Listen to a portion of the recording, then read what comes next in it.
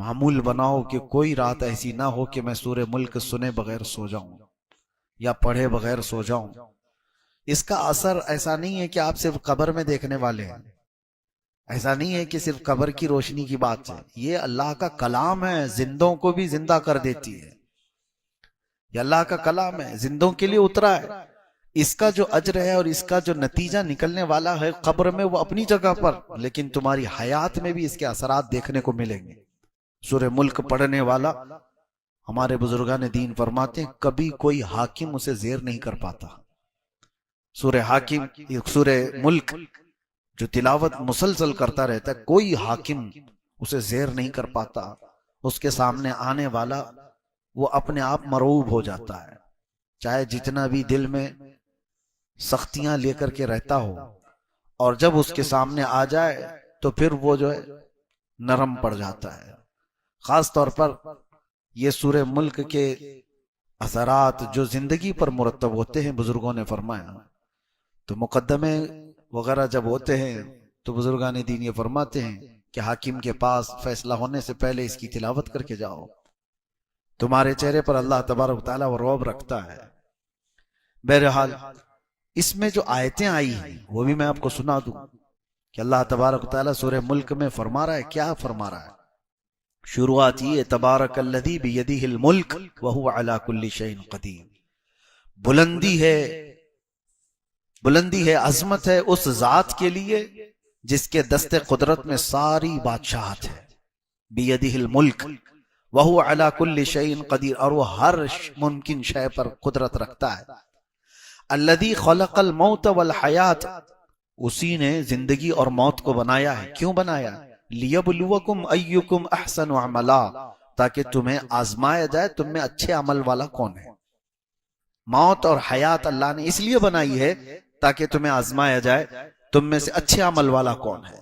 وہو العزیز الغفور الذی خلق سبع سماوات طباقا، اس نے طبق در طبق 7 آسمان بنائے، اور تم ما تری فی خلق الرحمن من تفاوت، تم رحمان کی پیدائش میں، اس کی تخلیق میں کوئی فرق نہیں پاؤ گے کہ ٹیڑھا میڑھا کر دیا گیا ہوگا، اندازے کے مطابق بنا دیا گیا ہوگا۔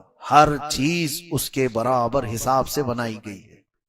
جو بھی چیز ہے، کوئی بھی، جیسے انجینئر کے پلان فیل ہو گئے ہوں، سوچا کچھ اور تھا بن کچھ اور گیا ہو، وہ رحمان کی تخلیق میں ایسی کوئی چیز تم نہیں دیکھو گے۔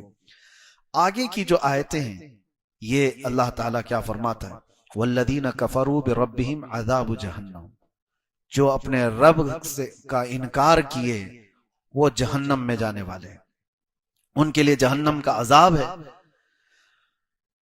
کلما القی فیہا فوج سألہم خزنتها الم یأتکم نذیر۔ اب توجہ کیجئے، جب جہنم میں جھونکا جائے گا کسی کو تو دربان پوچھے گا ان سے، جب کسی کو دوزخ میں ڈالا جا رہا ہے، سألہم خزنتها، دربان جو دوزخ کا دربان ہے وہ پوچھے گا، الم یأتکم نذیر، کیا تمہارے پاس ڈرانے والا کوئی آیا نہیں تھا، اللہ کا خوف دلانے والا کوئی آیا ہی نہیں تھا، تم جہنم میں کیسے آ گئے؟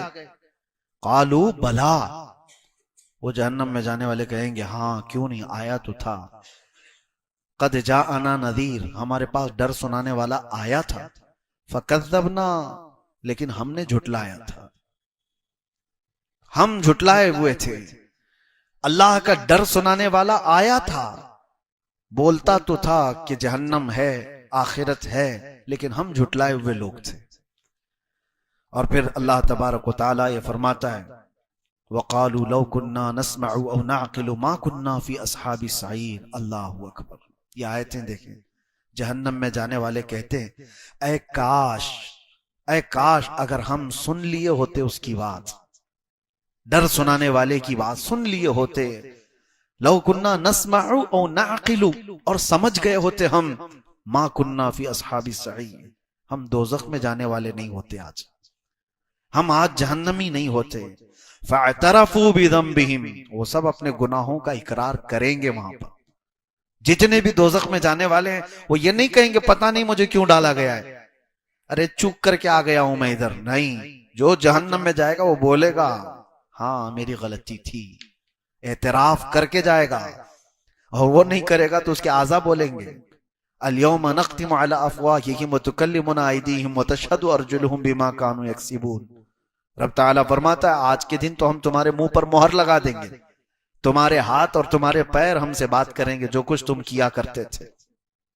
جہنم میں جانے والا، جیل میں آنے والے آدھے سے زیادہ وہ بولتے ہیں میں تو نردوش ہوں، میں کچھ کیا ہی نہیں، مجھے پھنسایا گیا ہے۔ تقریباً ہر کوئی، مرڈر والا بھی بولتا ہے مجھے پھنسایا گیا ہے، اور جتنوں کو دیکھا گیا ہے وہ سب یہ کہتے ہیں۔ یہاں الگ معاملہ ہے، جیل میں آنے والوں کو ہم نے دیکھا ہے پہلے تو کوئی اقرار نہیں کرتا، نہ پولیس کے پاس، نہ کورٹ میں، اور نہ اندر آنے کے بعد، وہ تو دوستی یاری میں بیٹھے بیٹھے اپنے کچے چٹے سنا دیتے ہیں، لیکن اعتراف کرتا نہیں کوئی کہ میں نے وہ کیا یہ کیا، بڑے بڑے جرم ہوں یا چھوٹے ہوں، سب یہی بولتے مجھے پھنسایا گیا ہے۔ اب بڑے بڑے لوگوں پر، نیتاؤں کو بھی دیکھو جب کیس لگتے ہیں تو یہی بولتے ہیں سازش کے تحت مجھے یہ کیا گیا ہے، لیکن قیامت میں ایسا نہیں ہوگا۔ جو دوزخ میں جا رہا ہوگا وہ یہ نہیں بولے گا لوگوں نے مجھے پھنسایا اور میں یہاں آ گیا، وہ کہے گا کاش میں سن لیا ہوتا ڈر سنانے والے کی بات، رسول اللہ کی بات سن لیا ہوتا، میں دوزخ میں نہیں آتا۔ فاعترفوا بذنبہم، اللہ فرماتا ہے وہ اپنے گناہوں کا اعتراف کریں گے۔ فسحقا لاصحاب السعیر، بہت ہی برا ہو دوزخ میں جانے والوں کا۔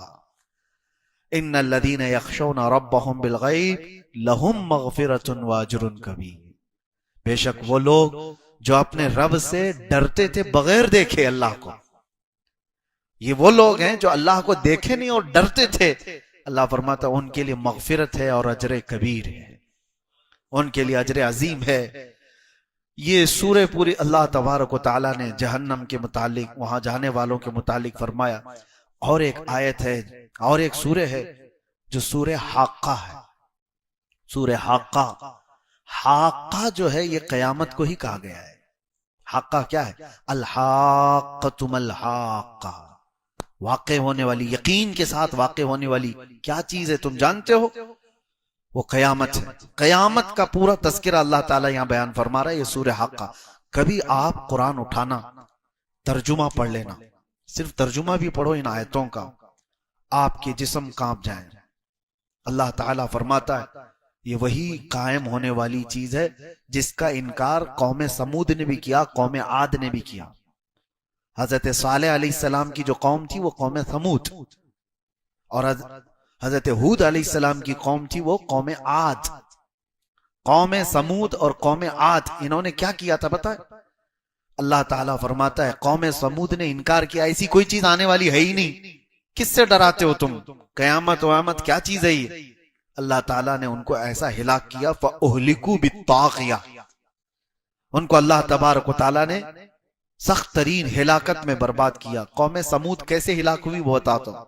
وَأَمَّا عَادٌ فَأُهْلِكُوا بِرِيحٍ صَرْصَرٍ عَاتِيَةٍ، اور قوم عاد اس کو اللہ نے تیز ہواؤں سے ہلاک کیا، ایک کو چنگھاڑ سے، آواز سے۔ قوم سمود کیسے مری ہے؟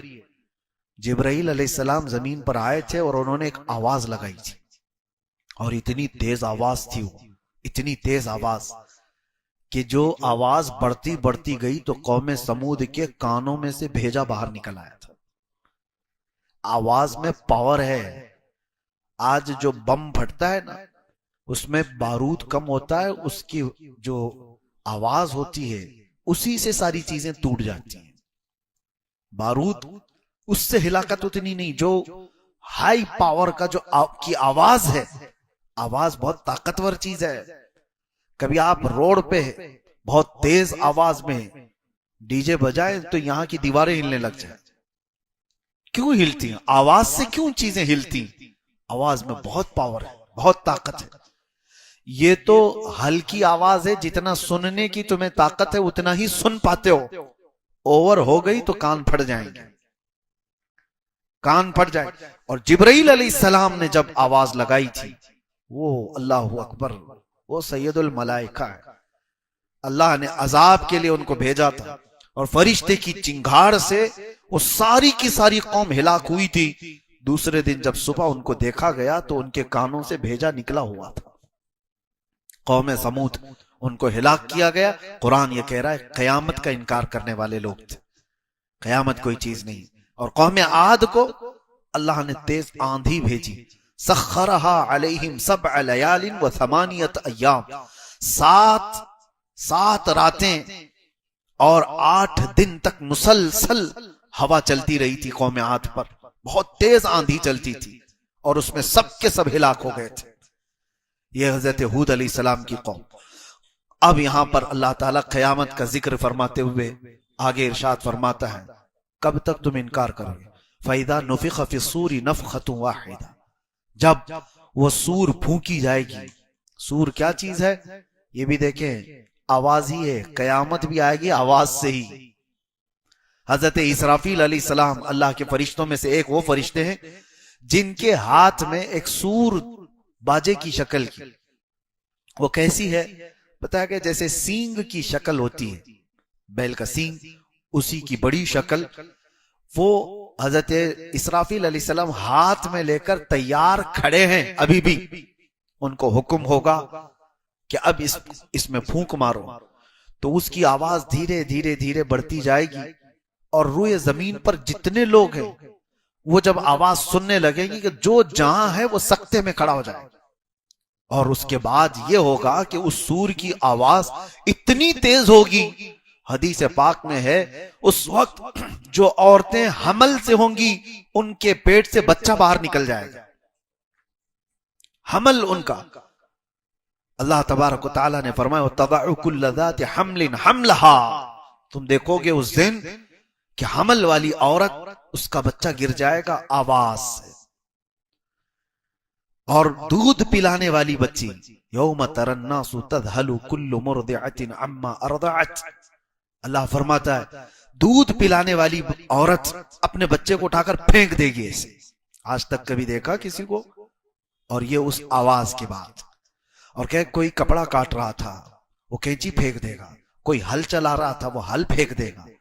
یعنی جو جس حال میں تھا وہ ساری چیزیں پھینک کر سکتے میں آ جائے گا.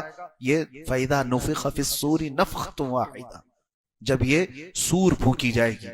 وَحُمِلَتِ الْأَرْضُ وَالْجِبَالُ فَدُكَّتَا دَكَّةً وَاحِدَةً، اللہ تعالیٰ فرماتا ہے زمین کو اور پہاڑوں کو ملا دیا جائے گا، اٹھا دیا جائے گا، اور ایسے کہ ایک جھٹکے میں یہ پورے پہاڑ روئی کے پھائے کی طرح سے اڑ رہے ہوں گے. اب یہی آیتوں کی تفسیر پڑھنا ہو تو آگے آپ پڑھو اذا الشمس کورت واذا النجوم انکدرت واذا الجبال سیرت واذا العشار عطلت. اللہ فرماتا ہے پہاڑ چلائے جائیں گے، واذا البحار سجرت، اور سمندروں میں آگ لگائی جائے گی، تارے ٹکرا دیے جائیں گے، چاند اور سورج پھٹ جائیں گے. کیا ہوگا اس وقت؟ اور رب تعالیٰ فرماتا ہے فَيَوْمَئِذٍ وَقَعَتِ الْوَاقِعَةُ، پھر وہ واقع ہونے والی چیز تو واقع ہو کر رہے گی، کچھ نہیں کر پاؤ گے. وَالْمَلَكُ عَلَىٰ أَرْجَائِهَا وَيَحْمِلُ عَرْشَ رَبِّكَ فَوْقَهُمْ يَوْمَئِذٍ ثَمَانِيَةٌ، اس دن اللہ تعالیٰ کا عرش اٹھانے والے 8 فرشتے ہوں گے جو رب کا عرش اٹھائے ہوئے ہوں گے. یہ قیامت کا تذکرہ چل رہا ہے. توجہ، یومئذ تعرضون لا تخفى منکم خافیہ، تم کو پیش کیا جائے گا قیامت کے دن، تم سب اٹھائے جاؤ گے اور کوئی چیز تمہاری چھپائی نہیں جائے گی، کوئی چیز نہیں چھپائی جائے گی، ہر چیز کے ساتھ تم قیامت کے دن آؤ گے. اب سنو جو آیتیں جھنجھوڑتی ہیں، کیا ہے؟ فَأَمَّا مَنْ أُوتِيَ كِتَابَهُ بِيَمِينِهِ، اللہ فرماتا ہے جو جس کے ہاتھ میں اس کا نامہ اعمال سیدھے ہاتھ میں دے دیا گیا. فَأَمَّا مَنْ أُوتِيَ كِتَابَهُ بِيَمِينِهِ، سیدھے ہاتھ میں جس کا نامہ اعمال پکڑا دیا گیا، فَيَقُولُ هَا اُمُقْرَؤُ كِتَابِيَا، وہ تو خوشی میں سب کو پکار کر کہے گا آؤ آؤ میرا عمل نامہ پڑھ لو. خوشی میں کہے گا وہ. اے کاش ان لوگوں میں ہمارا شمار ہو.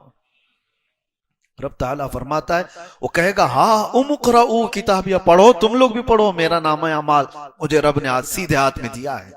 وہ کہے گا انی ظننت انی ملاق حسابیہ، مجھے یقین تھا کہ میں اپنے رب کے پاس حساب دوں گا، حساب کا دن آئے گا، مجھے یقین تھا. فہو فی عیشۃ راضیہ، وہ اپنی من پسند زندگی میں جا رہا ہوگا، فی جنت عالیہ، بلند جنتوں میں جا رہا ہوگا، قطوفہا دانیہ، کلوا واشربوا ہنیئا بما اسلفتم فی الایام الخالیہ۔ یہ جنت کے تذکرے یہاں پر رب تعالیٰ فرماتا ہے، جس کی ٹہنیاں، جس کے باغیچے اس طرح خوشگوار، جاؤ عیش کرو جو تم آخرت پر یقین رکھتے تھے۔ اب آگے آیت آتی، وَأَمَّا مَنْ أُوتِيَ كِتَابَهُ بِشِمَالِهِ، اور جس کے ہاتھ میں، بائیں ہاتھ میں وہ حساب دیا جائے گا، وہیں سے سب سمجھ میں آ جائے گا۔ جیسے ہی اعمال نامہ پکڑایا جائے گا، وہیں سمجھ میں آ جاتا ہے کس کے ساتھ کیا ہونے والا ہے۔ یہ قرآن کی آیت پڑھ رہا ہوں میں، وَأَمَّا مَنْ أُوتِيَ كِتَابَهُ بِشِمَالِهِ، جس کے بائیں ہاتھ میں اس کا نام اعمال پکڑایا جائے گا، کیا کہے گا جانتے ہو؟ فَيَقُولُ يَا لَيْتَنِي لَمْ أُوتَ كِتَابِيَا، اے کاش مجھے حساب نہیں دیا گیا ہوتا، میرا اعمال نامہ مجھے نہیں پکڑایا گیا ہوتا تو کتنا اچھا ہوتا۔ دوسری جگہ وہ کہتا ہے وَلَمْ أَدْرِ مَا حِسَابِيَا، مجھے پتہ ہی نہیں تھا حساب کیا ہوتا ہے، مجھے معلوم ہی نہیں تھا۔ اور دیکھ کر کے پوچھتا ہے وہ فرشتوں سے، یہ کیا ہے؟ اعمال نامے کا مطلب کیا سمجھتے ہو تم؟ پرنٹ آؤٹ نکال کر کے لائیں گے A4 سائز کے 5 پیپر ہے؟ اعمال نامے کے متعلق کہا گیا ہے فرشتے اٹھا اٹھا کر کے کتابیں لا رہے ہوں گے، جہاں تک اس کی نظر جاری ہوگی اسی کی کتابیں ہوں گی۔ وہ پوچھے گا یہ کیا ہے؟ کہا جائے گا تیری پوری زندگی کا لکھا ہوا ہے، جہاں تک نظر جا رہی ہے۔ ایسا نہیں کہ یہ پورا بھر جائے گا، فرمائے گا جہاں تک تمہاری نظر جا رہی ہے تمہارے اعمال سے بھری ہوئی کتابیں فرشتے اٹھا کر لا رہے ہوں گے۔ وہ پوچھے گا اتنا سب میرا ہے؟ کہاں تیرا ہے؟ سنانا ہوگا، 400 سال لگ جائیں، 500 سال لگ جائیں، سنانا ہے تجھے آج۔ پھر وہی بندہ یہ کہتا ہے، اس کا جملہ رب تبارک و تعالیٰ نے قرآن میں کیا فرمایا؟ مَا لِهَذَا الْكِتَابِ لا یغادر صغیرۃ ولا کبیرۃ الا احصاها، ہے لا یہ کیسی کتاب تو نے دی مجھے، چھوٹی چیز بھی اس میں چھوڑی نہیں گئی، بڑی چیز بھی چھوڑی نہیں گئی، سب لکھ دیا گیا ہے، سب لکھ دیا گیا ہے۔ یہ بائیں ہاتھ میں جس کا آ گیا ہے اس کے معاملات ہیں یہ۔ اور آگے وہ کیا کہتا ہے؟ ما اغنا عنی مالیہ ہلک عنی سلطانیہ، کسی بھی چیز نے اس کو نفع نہیں دیا اس سے۔ دوسری سورے میں اللہ تعالیٰ نے یہ بھی فرمایا کہ اس دن یود المجرم لو یفتدی من عذاب یومئذ ببنی، ہوتا ہے نا تم کو پکڑا گیا، یہاں پر ضامن چلتی ہے نا، ضمانت میں آپ پراپرٹی لکھوا دو اور اس کے بعد بیل لے کر کے آ جاؤ، یا کسی آدمی کو کھڑا کرو، یہ ضامن ہے میرا، جب تک کیس چلے گا یہ میرا ضامن ہے، وہ اپنی پراپرٹی کے پیپر لا کر کے جمع کرے گا کورٹ میں، یہ دستور ہے۔ اور مجرم قیامت کے دن کیا سوچے گا؟ وہ اللہ فرمانا یود المجرم لو یفتدی من عذاب یومئذ ببنی، اس دن مجرم یہ تمنا کرے گا کہ میرے بیٹے کو میں رکھ کر کے عذاب سے چھٹکارا تو لے لوں، بدلے میں مولا میرا بیٹا رکھ لے، وصاحبتہ واخیہ، یا میرے بھائی کے بدلے میں یا دوست کے بدلے میں مجھے عذاب سے چھٹکارا دے دیا جائے۔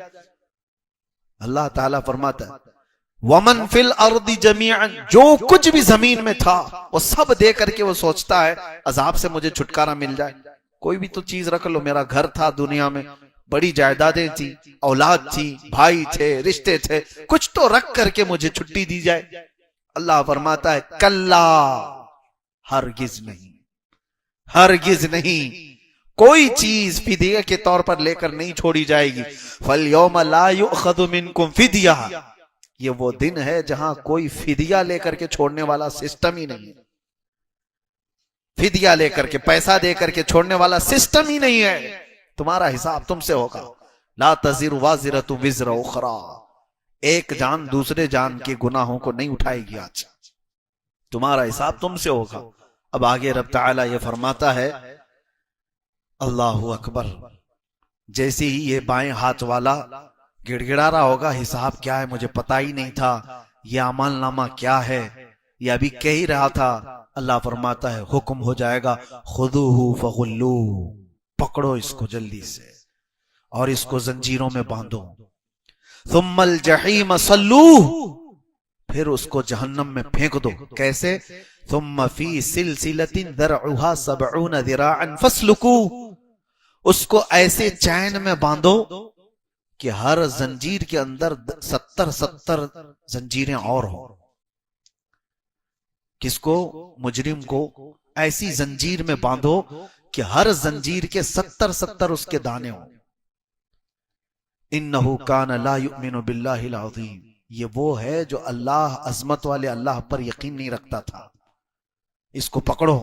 فرشتوں کو حکم ہو گیا. یہ آیتیں جب پڑھتے ہیں نا رونگٹے کھڑے ہوتی ہیں. خذوہ فغلوہ، پکڑو اس کو اور باندھو اس کو. اور ایک ترجمے میں یہ کہا گیا ہے کہ اس کو کھولتے ہوئے عذاب دو. غلو، اس کو پکاؤ. ثم الجحیم صلو، پھر اس کو دوزخ میں پھینک دو، کھینچ کر کے پھینکو. انہ کان لا یؤمن باللہ العظیم، یہ وہ ہے جو عظمت والے اللہ پر یقین نہیں رکھتا تھا. ولا یحض علی طعام المسکین، یہ کبھی مسکین کو کھانا کھلانے کی رغبت بھی نہیں رکھتا تھا. فلیس لہ اليوم ہاہنا حمیم، آج اس کے لیے یہاں پر مائے حمیم کے علاوہ کچھ نہیں ہے. اب سنو مائے حمیم کیا ہے؟ جہنم کا وہ پانی جو سارے مجرموں کا پیپ جو نکلا ہوگا اس کو کھولایا جائے گا، پکایا جائے گا. جو زخموں سے پیپ نکلتا ہے اس کو کھولایا جائے گا، اور یہ جہنمی کو پینے کے لیے دیا جائے گا. تو کہا گیا اتنا کھولتا ہوا ہوگا، اتنا گرم کہ وہ ابھی مٹکا اٹھایا ہوگا کہ اس کی گرمی سے اس کا نیچے کا ہونٹ جھلس کے زمین تک لٹک جائے گا. یہ مائے حمیم. اللہ فرماتا فلیس لہ اليوم ہاہنا حمیم، آج کے دن اس کو حمیم کے علاوہ کچھ نہیں دیا جائے. حمیم دو اس کو. اور وہی پانی کو جب وہ نگلنے کی کوشش کرے گا، ایک تو ہونٹ لٹک کر کے گر گیا اس کے جھلس کر تپش سے، اور جیسے ہی وہ اندر ڈالتا ہے فرمایا گیا کہ پیٹ میں جاتے ہی اس کی انتڑیاں پیچھے کے مقام سے نکل جائیں گی. یہ حمیم جس کا ذکر اللہ فرما رہا ہے. ولا طعام الا من غسلین، اور غسلین کے علاوہ کھانے کی کوئی چیز اس کو نہیں دی جائے گی. اور یہ ایک تھوڑا کا پھل وہاں پر دیا جائے گا. زقوم اس کو کہا گیا ہے. ان شجرۃ الزقوم، شجرہ زقوم جو جہنم میں ہوگا اس دن اسے دیا جائے گا. اتنے کانٹے کا ہوگا کہ وہ کھا تو نہیں سکے گا، لیکن کھائے گا تو اس کے حلق سے پورے کانٹے باہر آ جائیں گے. اسی کو نگلنے کے لیے پانی مانگے گا تو مائے حمیم دیا جائے گا. لا یأکلہ الا الخاطئون، آخر میں اللہ فرما رہا ہے ایک بات ہے، یہ میں کسی کو نہیں کھلاؤں گا سوائے خطا کرنے والوں کے. صرف خاطئون کو میں کھلاؤں گا یہ چیز. وہ ارحم الراحمین ہے، ہر ایک کے لیے نہیں. لیکن یہاں قرآن میں آج اس نے جگہ جگہ پر ہمیں جب تنبیہ کی تو پھر بندہ اگر کفر کیا اور انکار کیا اور پیٹھ دکھا کر بھاگا ہے تو پھر اس سے پوچھا جائے گا الم یأتکم نذیر. میں نے سورہ ملک کی آیت آپ کے سامنے پڑھی کہ ان سے دربان پوچھے گا کیا تجھے ڈر سنانے والا نہیں آیا تھا تیرے پاس؟ قالوا بھلا، ہاں آیا تھا. فکذبنا، ہم ہی جھٹلائے ہوئے تھے، ہم نے اس کی بات نہیں مانی تھی. اسی لیے آج لے ان کی پناہ، آج مدد مانگ ان سے. کل نہ مانیں گے قیامت میں اگر مان گیا. قیامت کے دن تو بہت لوگ وہاں کی ہیبت دیکھ کر کے ماننے کو تیار ہوں گے، لیکن آج مان جاؤ.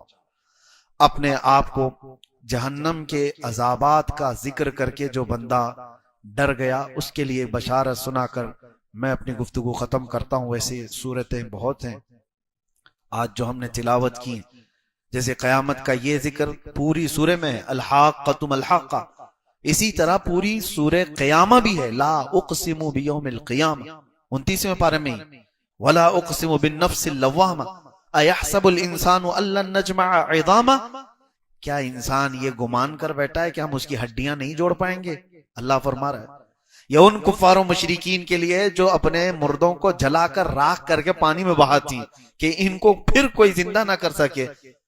مر گیا، استھیاں ختم کر دو تاکہ اس کے ساتھ کچھ نہ ہو سکے. اللہ فرماتا ہے ایحسب الانسان ان لن نجمع عظامہ، انسان یہ سوچا ہے کہ ہم اس کی ہڈیاں جوڑ نہیں پائیں گے؟ بلا قادرین علی ان نسوی بنانا، ہم اس کے پور پور کو جوڑنے پر قدرت رکھتے ہیں۔ جو رب تعالیٰ تمہیں پانی کے ایک قطرے سے پیدا کیا ہو ماں کے پیٹ میں، کیا وہ تمہارے ختم ہونے کے بعد دوبارہ نہیں زندہ کرے گا؟ الیس ذالک بقادر علی ان یحیی الموتى، یہ اللہ تعالیٰ کو سورہ قیامہ کی آخری آیت میں فرماتا ہے، کیا تم یہ سوچتے ہو کہ وہ قدرت نہیں رکھتا مرنے کے بعد دوبارہ زندہ کرنے پر؟ اور ایک آیت یہ بھی میں سنا دوں، قیامت آنے کے وقت جو تذکرے ابھی میں نے کیا، اس میں ایک آیت سورہ قیامہ میں یہ ہے، اللہ تعالیٰ فرماتا ہے بل یرید الانسان لیفجر امامہ۔ یہ ایک ٹاپک ہی الگ ہے، لیکن میں سناتا ہوں۔ اللہ فرما رہا ہے اکثر انسان ایسا ہے، وہ چاہتا ہے کہ اس کے سامنے بے حیائی ہو، اسے دیکھنے کی خواہش ہے، بے حیائی اور برائی دیکھنے کی خواہش کرتا ہے۔ بل یرید الانسان لیفجر امامہ، اس کے سامنے بے حیائیاں ہوں۔ راستے میں جو جھگڑا ہو رہا ہو نا، تو دیکھنا جلدی سے بہت جلدی جمع ہو جائیں گے لوگ، اور کسی کو مدد کرنا ہو تو دو لوگ بھی نہیں کھڑے ہوں گے۔ جھگڑے دیکھنے کے لیے بہت جلدی آدمی جمع ہو جاتا ہے، کوئی سرکس کر رہا ہو تو اس کے لیے، کوئی ننگا ناچ رہا ہو اس کے لیے کھڑے ہو جائیں گے۔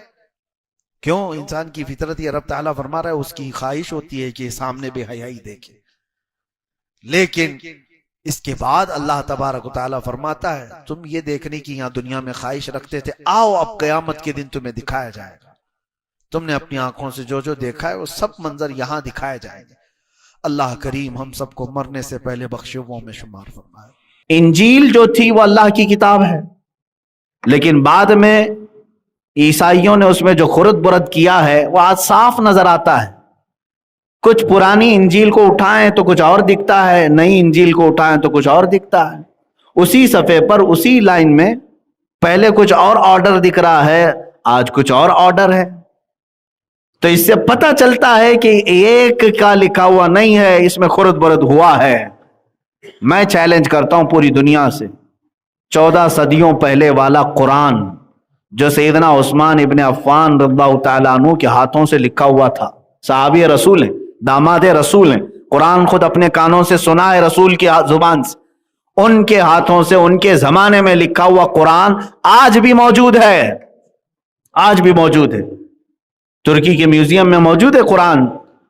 آج کا چھپا ہوا قرآن اور 14 صدیوں پہلے والا قرآن جاؤ ملا کر کے دیکھ لو، ایک آیت کا بھی فرق آ جائے، آیت تو دور کی بات میرے عزیز، ایک حرف کا بھی فرق آ جائے تو میں تمہارا چیلنج ایکسپٹ کرنے کو تیار ہوں۔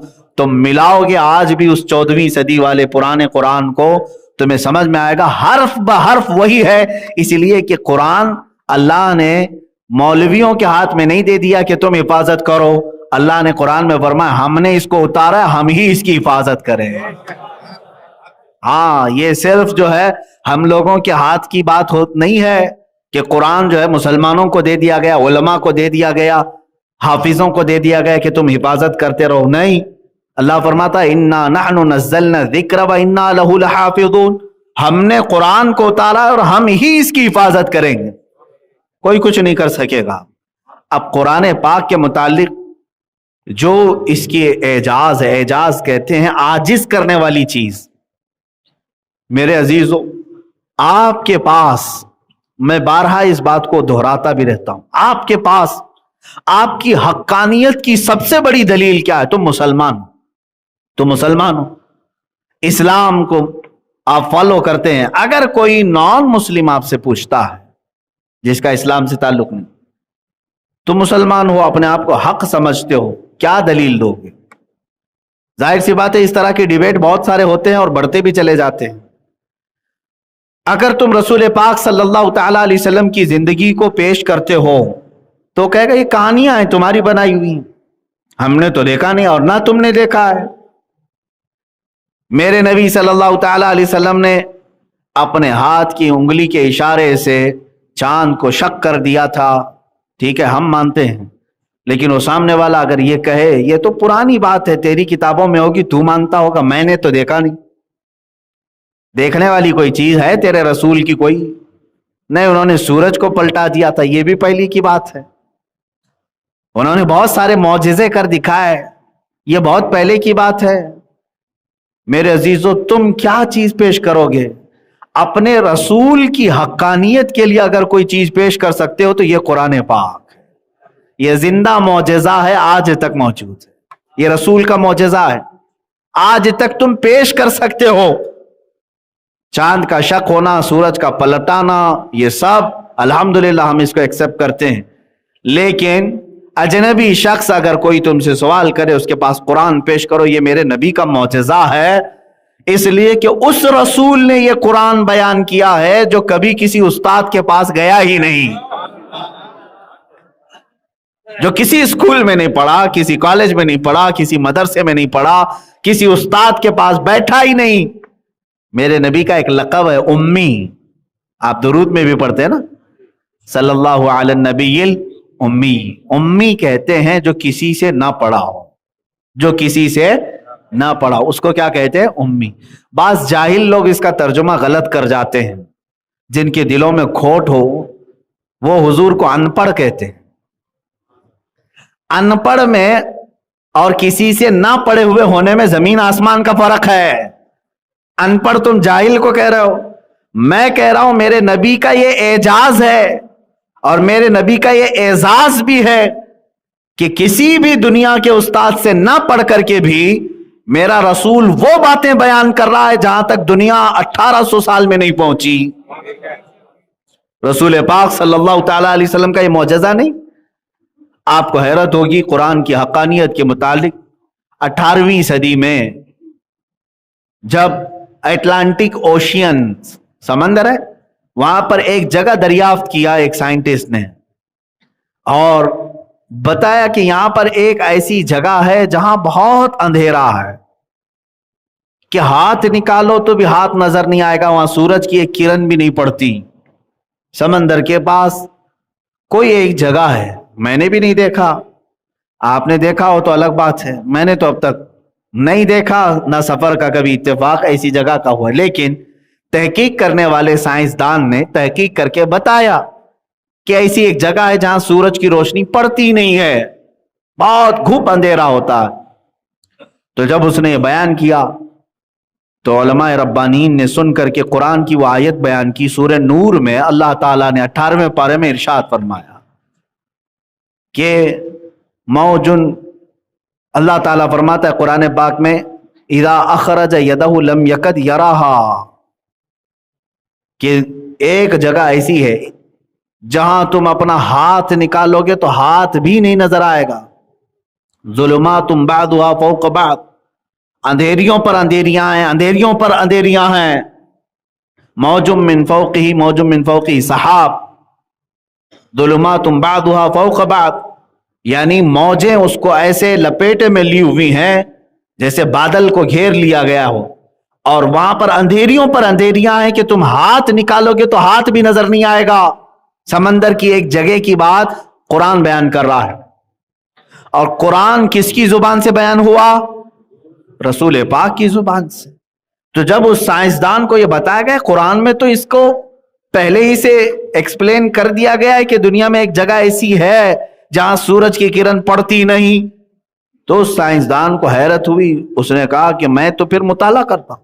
دیکھا تو قرآن میں موجود بھی تھی آیت. کہا یہ قرآن بیان کس کا کیا ہوا ہے؟ کہا محمد الرسول اللہ صلی اللہ علیہ وسلم. تو اس سائنسدان نے یہ کہا میں تو سمجھتا تھا کہ میں سب سے بڑا غواص، یعنی غوطے لگانے والا، سمندر کا سفر کرنے والا، مجھ سے پہلے بھی کوئی سمندر کے سفر کرنے میں ماہر آدمی تھا، محمد صلی اللہ تعالی علیہ وسلم. وہ سمندر کے سفروں کے بہت ماہر رہے ہوں گے، تبھی تو ان کو ایسی جگہ ملی، یہ پتہ چلی. تو اس نے کہا میرے سے بھی پہلے اس جگہ کا کسی نے سفر کیا ہے. جب اس نے تحقیق کیا اور میرے آقا کی سیرت پڑھا، حیرت ہوگی آپ، حضور کی 63 سالہ زندگی میں کبھی ایک بار بھی حضور نے سمندر کا سفر نہیں کیا. حضور پاک صلی اللہ تعالی علیہ وسلم کبھی سمندر کے سفر پر گئے ہی نہیں. ماہر وہ کہہ رہا ہے میرے طرح سے وہ سمندروں کا بہت سفر کرتے ہوں گے تبھی ان کو یہ جگہ ملی ہوگی. اتفاق ایسا کہ حضور کبھی سمندر کے کنارے بھی نہیں گئے. اب اس کی حیرت کی انتہا نہ رہی. جو شخص اپنی پوری زندگی میں کبھی سمندر دیکھا ہی نہیں، ظاہری طور پر گیا ہی نہیں، وہ اگر درمیانے سمندر موجود ایک اندھیریوں کا ذکر کرتا ہے تو اس کا مطلب وہ عام بشر نہیں بلکہ اسے یہ کائنات کا پیدا کرنے والا بتایا ہوگا، تبھی اس نے بتایا۔ عزیزان گرامی وقار، قرآن کا ایک نہیں کئی معجزے ہیں۔ رسول پاک کی زبان سے ان چیزوں کو اللہ نے بیان کر دیا جو ایک عام آدمی نہیں بول سکتا۔ آج سائنس ترقی کر چکی ہے نا، سائنس میں آج ایمبریالوجی کو لے لیں، بچے کے پیدا ہونے کے جو مرحلے ہیں آج معلوم کیا گیا ہے۔ اچھا، مائکروسکوپ جو ہے، خوردبین جو چھوٹے کو بڑا کر کے دکھاتی ہے، یہ بھی کب ایجاد ہوئی؟ مشکل سے 200 سال ہوئے، 200 سال۔ وہ بھی جب شروع کی مشین تھی مائکروسکوپ، وہ اتنا چھوٹا ذرہ نہیں دیکھ سکتی تھی جو آج دیکھ رہی، ترقی ہوتے آئی۔ اور سونوگرافی، ایکس رے اور یہ جو سی ٹی سکین کے ذریعے سے اندر کی چیزیں معلوم کرنا، پیٹ کے اندر کی، یہ سب کی ترقی 100 سال سے زیادہ کی تاریخ نہیں ہے۔ 100 سال سے زیادہ یا 150 200 سال سے زیادہ کی تاریخ نہیں ہے۔ پیٹ کے اندر کی چیزیں معلوم کرنے کی تاریخ نہ سائنس کے پاس تھی، نہ امریکہ، یورپ، کسی کے پاس نہیں۔ یہ میرا چیلنج، اور میں کب کی بات کر رہا ہوں؟ 1400 سال پہلے کی۔ تمہاری ترقی سے بھی 1200 سال پہلے عرب کی اس سرزمین پر جہاں خانہ کعبہ ہے، مکہ مکرمہ ہے یا مدینہ طیبہ، ارے میاں وہاں پر تو سواریاں گھوڑوں کی اور اونٹوں کی کرنے والے لوگ، اس زمانے میں محمد عربی صلی اللہ تعالی علیہ وسلم کی زبان سے اللہ تعالیٰ یہ کہلوا رہا ہے، ثم خلقنا النطفة علقة فخلقنا العلقة مضغة فخلقنا المضغة عظاما فكسونا العظام لحما ثم انشأناه خلقا آخر فتبارك الله احسن الخالقین۔ اللہ تعالیٰ فرماتا ہے ہم نے نطفے کو، نطفہ کہتے ہیں منی کا ایک بوند، نطفے کو ہم نے علقہ بنایا۔ علقہ کہتے ہیں چنگم کی طرح چپکنے والا خون، بستہ خون، خون جمع ہوا خون بنایا۔ اللہ فرما رہا ہے ثم خلقنا العلقة مضغة، پھر اس علقے سے، یہ چپکنے والا جو خون ہے، لوتھڑا ہے، اس سے ہم نے گوشت کا ٹکڑا بنایا، گوشت کا ٹکڑا بنایا، اس سے گوشت بن گیا۔ اب پھر اس میں اللہ فرماتا ہے فَخَلَقْنَا الْمُضْغَةَ عِظَامًا، پھر اس گوشت کے ٹکڑے میں ہم نے ہڈیاں ڈالی۔ فَخَلَقْنَا الْمُضْغَةَ عِظَامًا فَكَسَوْنَا الْعِظَامَ لَحْمًا، پھر جب ہڈیاں بھی بن گئی، گوشت بھی ہو گیا، تو ہم نے اس کے اوپر چمڑی چڑھا دی۔ اور پھر آخر میں اللہ فرماتا ہے ہم نے اس کو ایک بہترین شکل دے کر دنیا میں بھیجا۔ اب یہ ایمبریالوجی میں ہم آتے ہیں۔ ایمبریالوجی ڈاکٹرز جانتے ہوں گے، سائنس کے لوگ، جو بچے کی پیدائش کے جو مرحلے ہیں یا بچے کے پیٹ کے اندر کے معلومات، جو لوگ اس کے اسپیشلسٹ ہیں وہ ایمبریالوجی کہلاتے ہیں۔ ان لوگوں کے نقطۂ نظر سے آپ جا کر کے ان سے پوچھ لیں بچے کے مرحلے کیا کیا ہوتے ہیں، وہ بتائے گا۔ پہلے 4 ویکس میں کتنا ہوتا ہے، 8 ویک میں کیا ہوتا ہے، پھر 2 مہینے کے بعد کیا ہوتا ہے، پوری تاریخ موجود ہے۔ آج سائنس کھلا ہوا موجود ہے، آپ جا کر تحقیق کر سکتے ہیں بچہ پیدا ہونے کے جو مرحلے ہیں، منزلیں ہیں، وہ کتنی ہیں۔ تو آپ کو سائنس بھی آج بتائے گا کہ شروع میں وہ ایک بوند ہوتا ہے، اس کے بعد پھر جو ہے خون جمع ہوتا ہے، اور خون کی انہوں نے بھی، آج سائنس نے بھی یہ بتایا ہے، ایسے ہوتا ہے جیسے چپکنے والی کوئی چیز ہو، اور پھر اس کے بعد جیسے کسی نے چبا کر کے، یعنی دانتوں کے جو نشان ہیں، اس طرح کی چیز۔ عربی کی بہت ساری باریکیاں ہیں جو میں آج مختصر سے انداز میں نہیں بتا پاؤں گا۔ اس کے بعد سائنس کہتا ہے کہ اس میں گوشت کا ٹکڑا بنتا ہے، پھر اس کے بعد ہارٹ بیٹ شروع ہوتی ہے، اور اس کے بعد پھر اس کی ہڈیاں بننے لگتی ہیں، پھر 9 مہینے کے بعد، یعنی 7ویں مہینے میں بچہ مکمل بن جاتا ہے تقریباً، 6 مہینے کے بعد 7ویں مہینے میں آتا ہے بچے کی پوری۔ یہی کیٹیگریز، یہی مرحلے، یہی منزلیں جو قرآن نے گنایا 1200 سال پہلے، sonography, X ray, C T scan کے بعد آج ترقی کر کے تم نے چھان بین کر کے معلوم کیا بچہ نطفے سے علقہ بنتا ہے، علقے سے مدغہ بنتا ہے، مدغے سے پھر اس کے اندر چمڑی آتی، ہڈیاں آتی ہیں، یہ تمام چیزیں آج 1200 سال بعد تم نے تحقیق کر کے بتایا۔ مجھے بتاؤ اس محمد عربی صلی اللہ تعالی علیہ وسلم کے پاس کون سے سی ٹی اسکین کی مشین تھی، کون سا ایکس رے تھا، کون سا سونوگرافی تھا؟ ان کے پاس کوئی اس طرح کی مشین نہیں تھی۔ بلکہ حد تو یہ ہے میرے عزیزوں، اس رسول کا معجزہ ہی یہ ہے کہ وہ نہ کسی استاد کے پاس گیا، نہ کسی یونیورسٹی میں پڑھا، بلکہ عرب کے سرزمین پر وہ تنہا رہے۔ تاریخ لکھنے والے بول تو سکتے تھے، آج جتنے حضور کے دشمن رہے وہ کبھی تو بولتے کہ حضور کو فلاں نے پڑھایا، فلاں۔ آج تک 1400 سال میں نہ کوئی یہودی بولا، نہ کوئی عیسائی بولا کہ محمد عربی فلاں سے انسپائر تھے، ان سے بہت زیادہ متاثر تھے، اس کی تعلیمات لے کر کے بیان، کبھی نہیں۔ ان کو معلوم ہے 63 سالہ زندگی میں میرے آقا کے پاس کوئی استاد آیا ہی نہیں، جو آیا وہ جبرائیل، لیکن استاد بن کر کے نہیں، رب کا قاصد بن کر کے آیا۔ بعض لوگ کہتے ہیں حضور کے استاد جبرائیل ہیں، یہ بھی غلط ہے۔ میرے رسول کا اگر کوئی استاد ہے تو قرآن سے پوچھو کون ہے، قرآن خود پڑھ کر کے بتائے گا، الرحمن علم القرآن، وہ رحمان ہے جس نے اپنے حبیب کو قرآن سکھایا ہے۔ شاگرد مصطفیٰ ہے، استاد رب ذوالجلال ہے، بس اس کے بیچ میں کوئی نہیں۔ جبرائیل علیہ السلام کا کام کیا ہے؟ بلکہ بعض اوقات تو خود کہتے ہیں لے کر کے آئے الف لام میم، آیتیں لے کر کے آئے ہیں، یہ بھی تو آیت ہے نا، کاف ہا یا عین صاد، یہ بھی آیت ہے۔ نہ مجھے اس کا معنی معلوم، نہ تمہیں معلوم، کسی کو نہیں معلوم، پوری امت میں کسی کو نہیں معلوم، آج تک نہیں معلوم۔ معلوم ہے آپ کو یہ بات؟ جو حروف مقطعات ہیں، سورتوں کے شروع میں جو الفاظ آتے ہیں، ان کا ترجمہ نہیں کر سکتے، یہ ترجمہ ہے قرآن میں لے کے بیٹھا ہوں، ترجمے والا قرآن بھی اٹھا کر کے دکھاؤں، وہاں پر آپ کو ڈیش ڈیش رہے گا، کوئی ترجمہ نہیں کر سکتا ان آیتوں کا۔ کیوں؟ یہ اللہ اور مصطفیٰ کے درمیان کے راز ہے۔ حتیٰ کہ جبرائیل امین علیہ الصلاۃ والتسلیم کو بھی ان آیتوں کے معنی نہیں بتائے گئے۔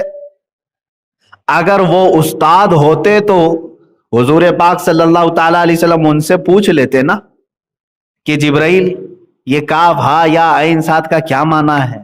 نہیں، میرے آقا کو معلوم تھا جبرائیل کا کام صرف پیغام پہنچانا ہے اور علم دینا تو اللہ کا کام ہے۔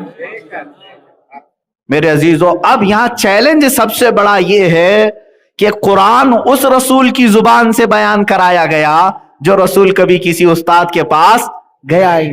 کیا یہ معجزہ نہیں ہے؟ یہ معجزہ نہیں ہے؟ حیرت کی بات ہے، آج جب کوئی چھوٹا بچہ 6 سال کا 7 سال کا کیلکولیشن کرنے میں ماہر ہوتا ہو، ہر حساب بتا دیتا ہے، تو اس کو ٹی وی میں لے آیا جاتا ہے، میڈیا میں لایا جاتا ہے، ارے یہ 10ویں پڑھا نہیں لیکن 10ویں کے حساب بتا رہا ہے۔ لیکن میرا چیلنج ہے، آج جو 6 سال کا یا 7 سال کا بچہ بھی میتھمیٹکس کے ٹف سے ٹف فنڈے حل کر کے بھی دکھاتا ہو تو ضرور اس کو کسی استاد نے ٹپس بتائے ہوں گے، ماں کے پیٹ سے کوئی نہیں سیکھ کے آیا۔ لیکن میرا یہ چیلنج ہے، مصطفیٰ کریم صلی اللہ تعالی علیہ وسلم نے جو عجائبات بیان کیے ہیں، قرآن حضور کی زبان سے بیان ہوا، حضور کی زبان سے بیان ہوا، یہی تو سب سے بڑا معجزہ ہے۔ جو کبھی کسی استاد کے پاس نہیں گیا وہ ایسی باتیں بیان کر رہا ہے جس کو 1400 سال سے آج تک لوگ تحقیق کے مراحل سے گزار رہے ہیں۔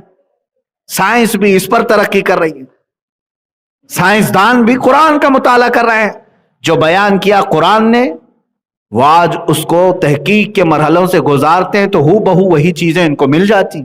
جیسے کہ اس سے قبل میں نے بتایا تھا، علامہ اقبال کے متعلق بات ملی تھی، جرمنی میں ایک بڑا سائنسدان تھا، اس کے ہاں آپ کا آنا جانا تھا، اس کی ایک لائبریری تھی، اس کے اندر وہ کسی کو آنے نہیں دیتا تھا۔ ایک بار وہ باہر کہیں گیا تھا، یہ لائبریری کھول کر چلے گئے اندر، لیبارٹری یا لائبریری جو بھی ہے جہاں وہ تحقیقات کرتا تھا، یہ جا کر کے دیکھتے ہیں تو میز پر قرآن رکھا ہوا ہے۔ وہ مسلمان نہیں تھا، وہ دوسرے مذہب سے تعلق رکھنے والا۔ آپ نے دیکھا، اس کے بعد آ گئے واپس۔ وہ جب واپس سفر سے آیا تو اسے ایسا لگا کہ کوئی تو اندر آ کے گیا ہے، میری چیزیں الٹ پلٹ دکھ رہی. تو بلایا ان لوگوں کو، کون گیا تھا؟ تو انہوں نے بتا دیا کہ میں گیا تھا. تو اس نے بہت برہمی کا اظہار کیا، غصے کا اظہار کیا، لیکن ان کو سائڈ میں بلایا، کہا راز ہے، راز رکھو.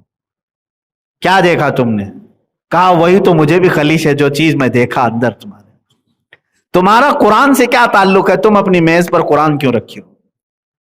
تو اس نے کہا کہ بات در حقیقت یہ ہے کہ میں جو بھی ایکسپیریمنٹ کرتا ہوں یا جو کچھ بھی تجربے کرتا ہوں اس کو قرآن سے میں میچ کر کے دیکھتا ہوں کہ کہیں اس میں بیان ہوا ہے کیا اس طرح کا.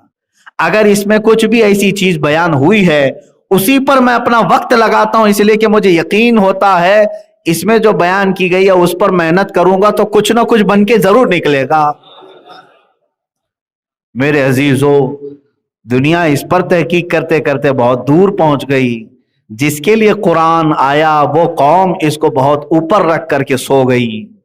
اسی لیے علامہ اقبال نے کہا تھا وہ زمانے میں معزز تھے مسلمان ہو کر، وہ زمانے میں معزز تھے مسلمان ہو کر، آج ہم خار ہوئے ہیں تاریک قرآن ہو کر. آج ہم جو ذلیل ہوئے قرآن چھوڑ کر. قرآن میں اللہ تعالیٰ نے یہ آیت میں یوں پوچھا ہے تم سے، افلا یتدبرون القرآن، قرآن میں غور و فکر کیوں نہیں کرتے؟ قرآن میں غور و فکر کیوں نہیں کرتے؟ میرے عزیزو، قرآن کو جن لوگوں نے غور و فکر کا ذریعہ بنایا ان کا حال کیا تھا؟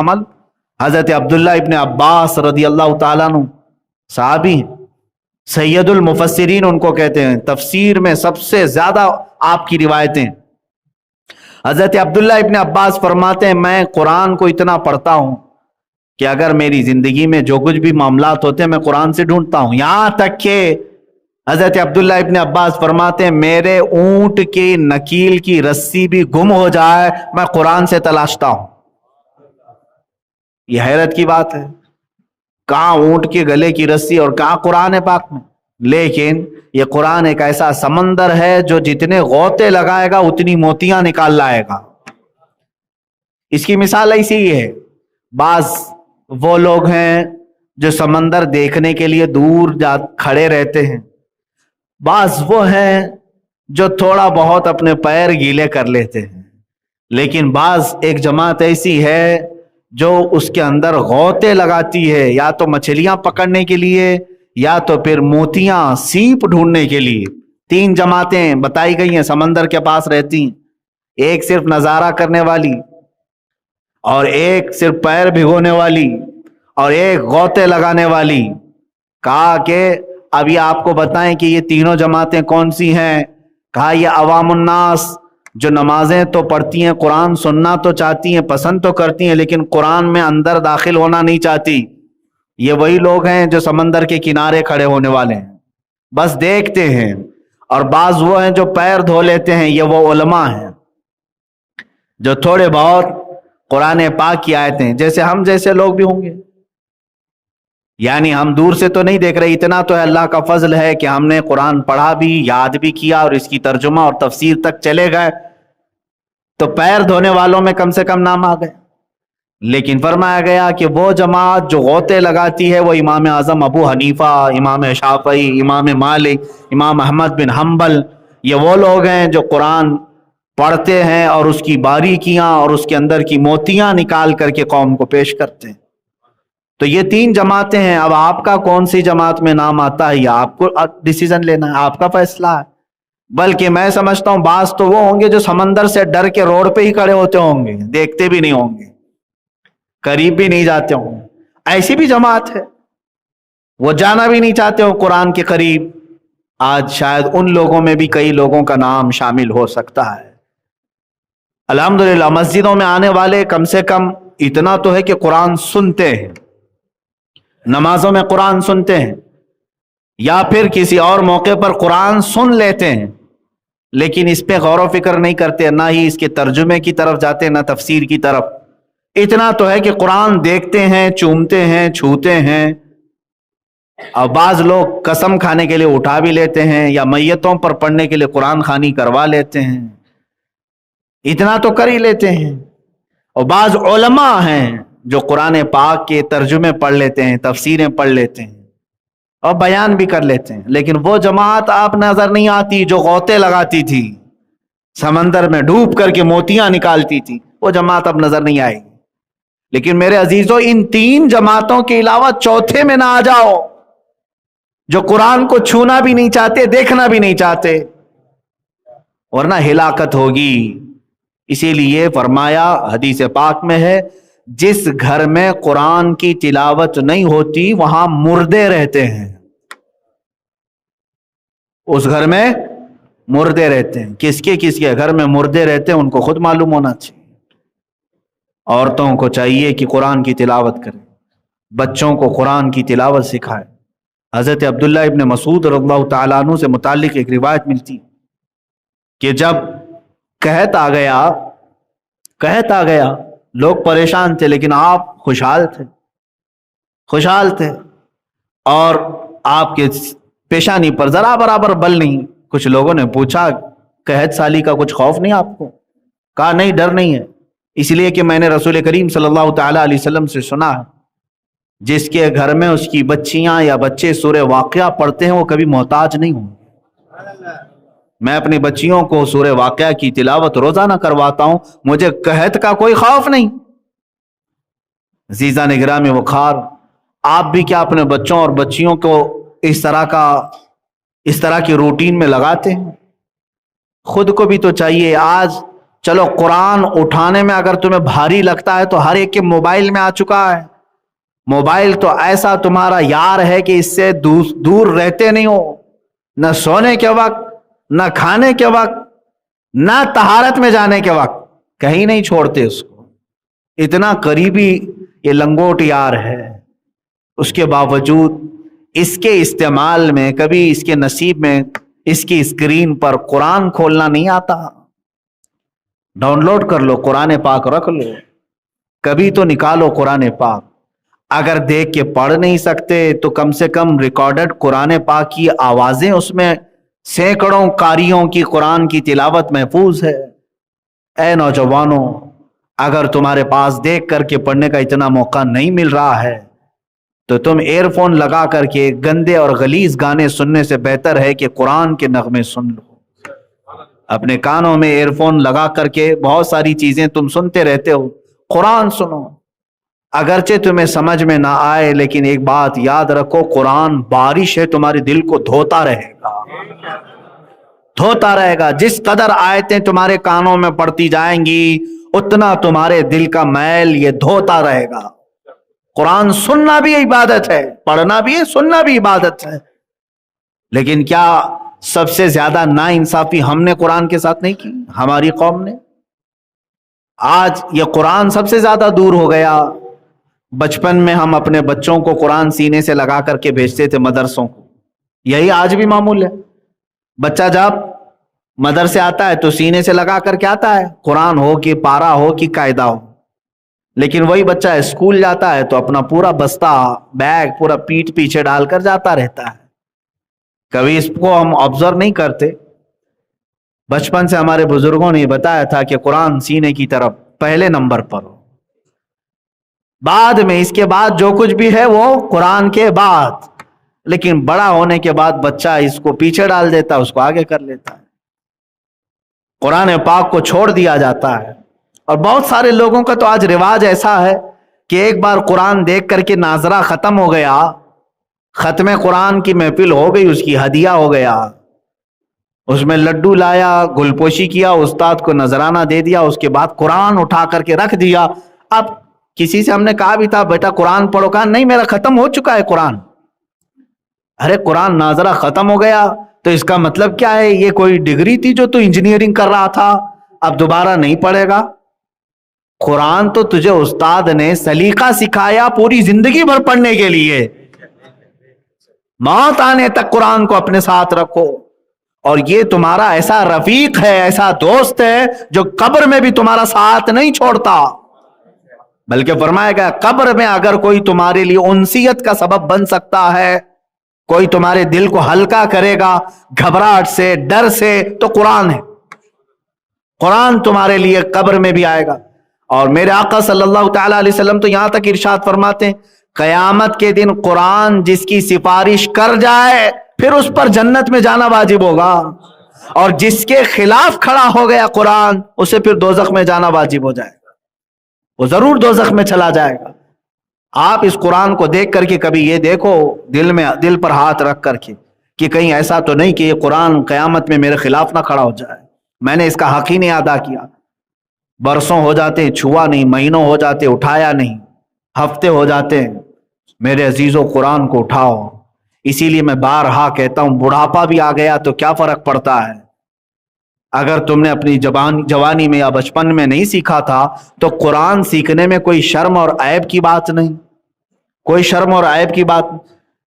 میرے استاد گرامی، میرے مرشد گرامی حضور تاج الشریعہ رحمت اللہ تعالی علیہ کو میں نے خود دیکھا 70 سال کی عمر میں وہ قرآن حفظ کر رہے تھے، جبکہ ان کی آنکھیں بھی جا چکی تھی، گلے کی آواز میں تکلیف تھی، کان میں سننے میں تکلیف تھی، اس کے باوجود 70 سال کی عمر کے بعد وہ قرآن حفظ کر رہے تھے.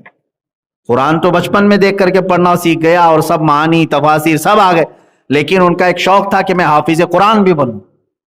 کب شروع کیا؟ 70 سال کے بعد. اور کسے سناتے تھے؟ 15 سال کے ایک بچے کو سناتے تھے، جبکہ ان کے مریدین میں ہی بڑے بڑے علماء اور فقہاء ہیں، ان کے مریدین میں ہی محدثین بھی ہیں، لیکن ایک 15 سال کے 16 سال کے بچے کو آپ جتنا یاد کیے وہ سنا رہے ہیں. میں نے صرف اس سے یہ اخذ کیا کہ قرآن سیکھنے میں اور سکھانے میں، پڑھنے میں اور پڑھانے میں کبھی کسی کو شرم نہیں محسوس کرنی چاہیے، نہ جھجک نہ عیب.